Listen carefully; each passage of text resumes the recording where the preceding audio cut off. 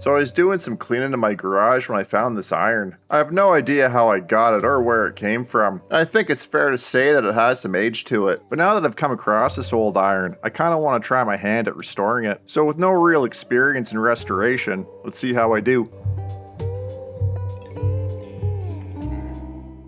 So we're going to make the steps up as we go here, and the first thing I want to do is try and get this handle off. Now I thought everything was screwed down with this wooden knob, but after twisting it a bunch thinking I had made some progress, turns out I was mistaken. The knob is just a knob and it twists for no real reason. So after twisting a knob that isn't designed to twist for several minutes, eventually the handle just came off the body. So I'm going to count that as a win. Then with a flathead, I can remove it from the piece of metal it's mounted to, and everything just easily comes apart from there.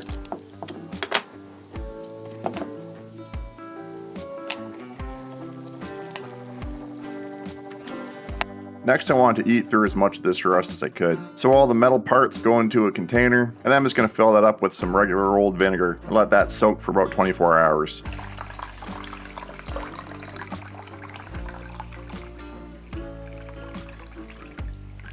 And while all the metal parts are soaking, we can go ahead and start cleaning up this old wooden handle.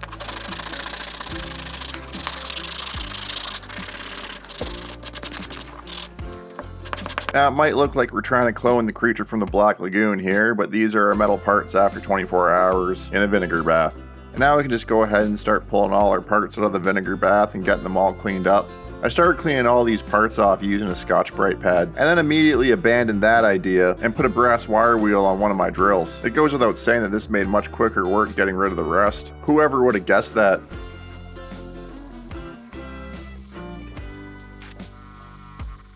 I'm also going to take some sandpaper and give all the metal parts a once over. The goal here is to just smooth down some of the pitting that the rust has caused the metal over the however many decades old this thing is. That being said, I did ask our soon-to-be AI overlords if it could give me any information about this old iron. And what I got back was it was made by the Cole Brookdale Iron Company in Boyertown, Pennsylvania. That is stamped on the top of the thing though, so it is fairly obvious. The number 2 stamped in it indicated the size of the iron. And you'd fill the sucker up with hot coal through the triangular slots in the top. This would be your heat source. It also estimated a possible manufacturing date for this iron to be between 1890 and 1920. Learning that this iron is more than likely over a century old, I can't think of one single household appliance that I own that would last anywhere close to that amount of time, which could be seen as sad as we as a society have given up quality for overproduced disposability. Anyways, enough of that, let's carry on. So let's put some finish onto the wooden handle of this iron. It probably comes as no surprise that I'm going to use everybody's favorite 2-part hard wax wood finish Rubio Natura 1 coat. As far as I can tell, this stuff is more or less the same as Rubio. However, it's about 20 Canuck bucks cheaper. I don't know what that is in freedom coins, but cheaper is cheaper. I'll leave a link in the description if you're at all interested in trying it. Anyways, I'm going to give this stuff a quick mix, get it onto the wooden handle, let it sit for about 15 minutes or so, and then wipe everything off and let it dry for about 24 hours.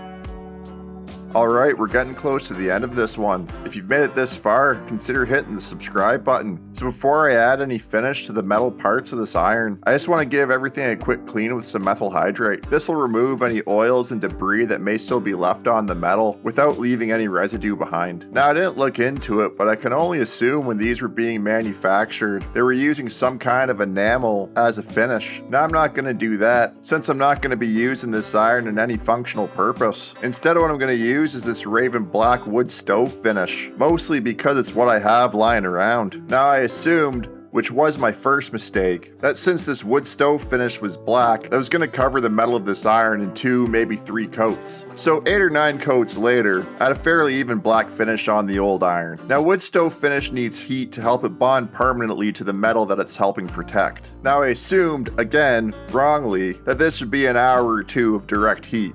Turns out I was about 22 hours off with that assumption. But never let lack of planning stop you from finishing a project. So what I did, and in no way is this a recommendation or safe practice, but what I did is took some tinfoil and made a tinfoil cocoon, for lack of a better description, and put all the metal parts in it. Then I took my heat gun, put the business end of it into the opening of the tinfoil cocoon, and baked all the metal parts on high heat, and in the end it seemed to have worked. And once all the parts had cooled down, I was able to assemble everything back together.